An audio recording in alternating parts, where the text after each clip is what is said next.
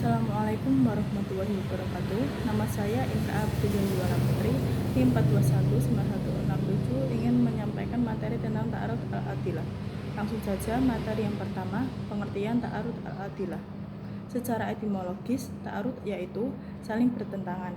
Sedangkan secara terminologis, ta'arud yaitu pertentangan dua dalil antara satu dalil berbeda atau bertentangan dengan dalil lainnya.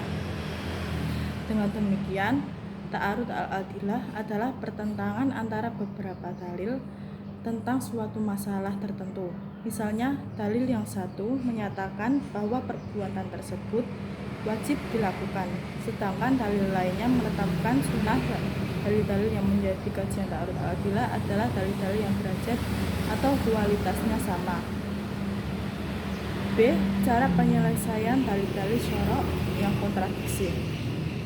Menurut ulama Hanafiyah, jika terjadi ta'arud al-adilah, maka penyelesaiannya dapat ditempuh melalui 1. Nasoh. Dengan cara ini, mujahid dapat menentu dalil itu dari aspek turunnya. Jika diketahui, maka yang datang lebih mendapat nasoh oleh dalil yang datang kemudian. Kedua, tarjih. Dengan metode ini tidak diketahui sejarahnya turunnya, maka dapat digunakan cara tarjih dengan meneliti mana di antara dua dalil yang bertentangan itu yang lebih kuat atau rajih. Ketiga, al-jamu al-taqwi. Cara ini ditempuh jika cara kedua tarjih tidak mungkin untuk dilakukan. Caranya dengan mengkompromikan dua dalil yang bertentangan untuk kemudian dikompromikan. Keempat, tasakuk. Jika tidak mungkin untuk dikompromikan, maka jalan keluarnya adalah tidak menggunakan kedua dalil itu atau tasakut. Dengan menggunakan metode ini berarti menggugurkan kedua dalil yang bertentangan dari mencari dalil lainnya yang secara kualitas berada di bawah dalil yang bertentangan tersebut. C. Nasoh.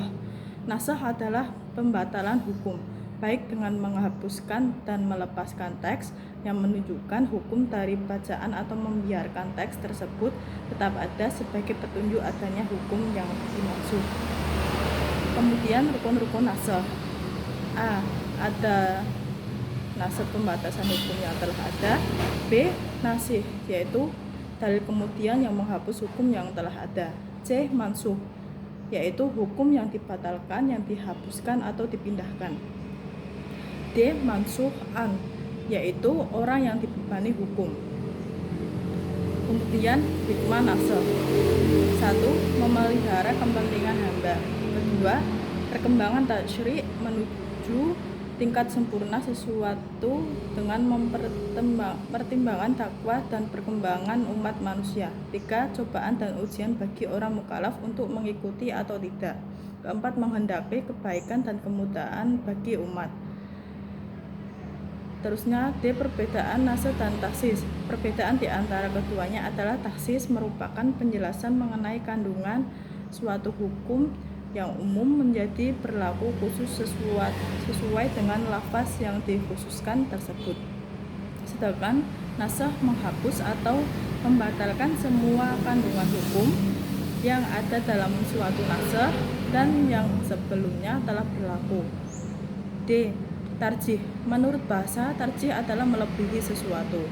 Sedangkan menurut istilah, tarjih menguatkan salah satu dalil atas dalil lainnya. Maksudnya memilih dari yang kuat di antara dalil-dalil yang tampak berlawanan atau tidak sama terhadap satu hukum yang lain sama. Dalil yang kuat disebut rajih, yang lemah disebut tarjih. Para ahli usul fikih memberikan rumusan bahwa tarjih adalah menguatkan salah satu dari dalil dua yang bertentangan terhadap yang lain sehingga dapat diketahui mana yang lebih kuat, kemudian diamalkan dan disampaikan atau ditinggalkan yang lainnya. Yang selanjutnya, cara mentarjih. Para ulama mengemukakan beberapa langkah mentarjih, yaitu tarjih dari segi sanad. Oleh Imam Asy-Syaukani dikatakan dapat dilakukan dengan beberapa cara, yaitu cara pentarjih dilihat dari segi rawi. Misalnya sanad yang memiliki banyak rawi lebih dikuatkan daripada sanad yang rawinya sedikit.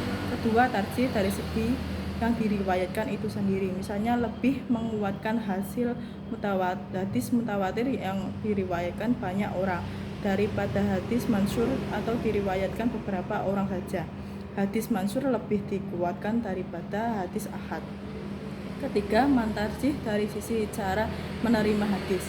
Misalnya lebih menguatkan hadis yang diterima melalui pendengaran langsung dari Nabi SAW daripada hadis yang didapati dalam tulisan saja. Tarjih dari segi matan. Menurut Al-Amidi dikatakan dapat dilakukan dengan beberapa cara. Misalnya, matan yang sifatnya melarang lebih didahulukan daripada matan yang sifatnya menyuruh. Matan yang menguatkan perintah didahulukan daripada matan yang hanya sifatnya membolehkan. Sekian dari saya. Sekiranya ada salah kata mohon dimaafkan. Wassalamualaikum warahmatullahi wabarakatuh.